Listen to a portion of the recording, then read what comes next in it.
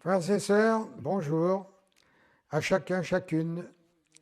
Nous nous retrouvons une fois de plus avec la parole de Dieu et je vous propose une lecture dans le psaume 65, versets 10 à 12. Versets 10 à 12. On lit un contexte duquel nous allons extraire un seul verset. Donc, c'est le roi David qui s'adresse à Dieu. Et il dit à Dieu, tu visites la terre et tu lui donnes l'abondance. Tu la combles de richesses. Le ruisseau de Dieu est plein d'eau. Tu prépares le blé quand tu la fertilises ainsi, en arrosant ses sillons, en aplatissant ses mottes. Tu la détrempes par des pluies, tu bénis son germe. Tu couronnes l'année de tes biens et tes pas versent l'abondance. Amen.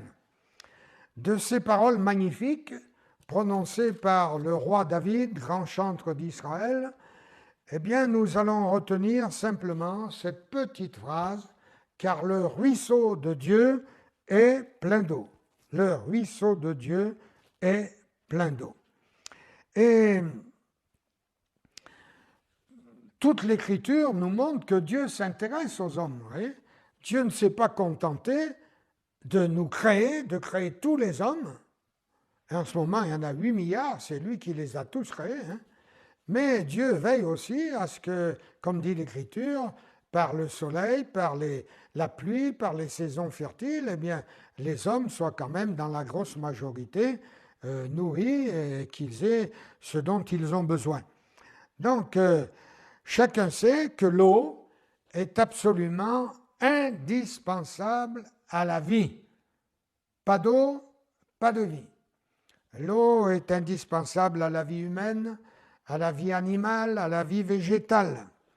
Et déjà dans le jardin d'Éden, au début de la création, avant même qu'Adam et Ève existassent, Dieu avait mis dans ce paradis terrestre un fleuve, nous dit l'Écriture, qui se divisait en 4 bras, dont les 2 principaux s'appellent toujours, ils existent encore, le Tigre et l'Euphrate.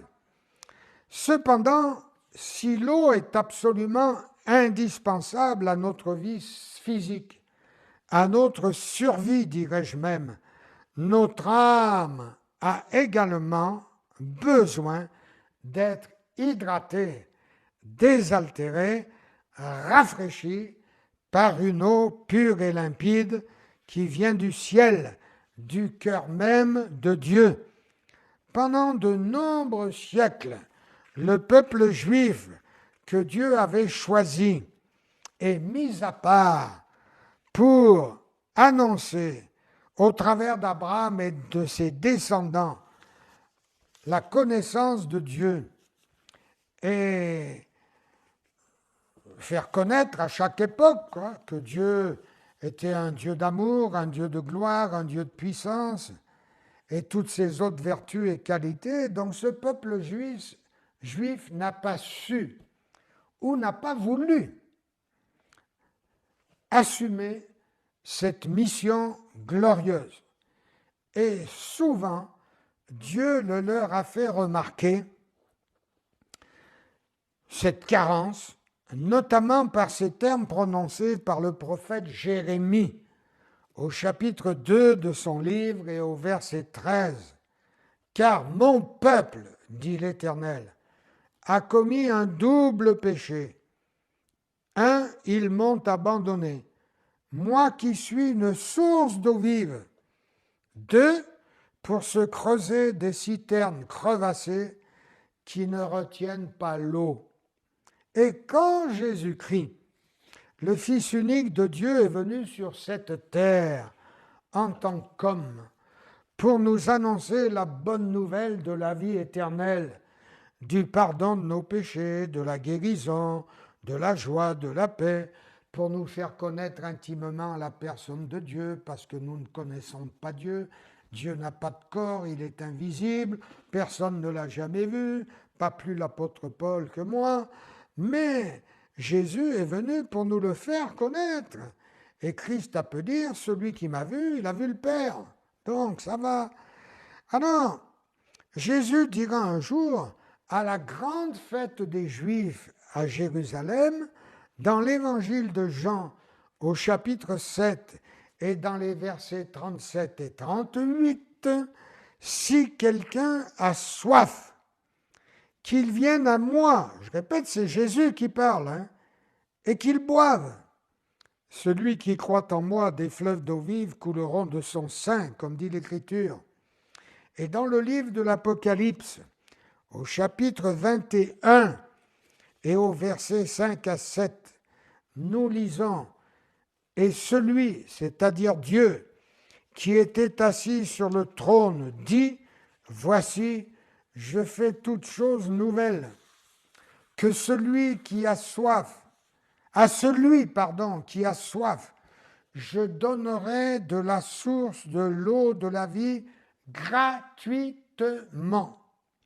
Celui qui vaincra héritera ces choses, je serai son Dieu et il sera mon fils. » Et encore dans Apocalypse chapitre 22 verset 17, que celui qui entend, donc toi et moi, dise viens, et que celui qui a soif vienne, que celui qui veut, il faut donc le vouloir, et le désirer soi-même, car Dieu, je le rappelle, ne force personne. Donc que celui qui veut prenne de l'eau de la vie gratuitement. Dans ces deux textes, et j'ai insisté dans le ton, vous remarquerez qu'il est dit à 2 reprises gratuitement. Car tout ce que Dieu nous offre et nous propose, nous promet, dans quelque domaine que ce soit, est toujours gratuit. Venez donc en ce jour et à l'instant même désaltérer votre âme dans la présence de Jésus-Christ votre Sauveur, car après avoir annoncé ici-bas pendant environ 3 ans la bonne nouvelle du royaume de Dieu et du salut par grâce, Jésus a donné sa vie sur la croix afin que nos péchés soient pardonnés et que nous soyons justifiés aux yeux de Dieu. Et par sa résurrection, il nous a aussi ouvert à nous, mortels, la porte de la résurrection. Et la Bible nous rappelle qu'il n'y a de salut en aucun autre qu'en Jésus-Christ, car il n'y a sous le ciel aucun autre nom qui ait été donné parmi les hommes afin que nos péchés soient pardonnés. Oui, le ruisseau de Dieu est plein d'eau, et il ne tarira jamais, car sa source ne prend pas naissance dans le creux d'un rocher, ni non plus dans une nappe souterraine, mais la source du ruisseau de Dieu vient du cœur même de Dieu, du cœur de Jésus-Christ.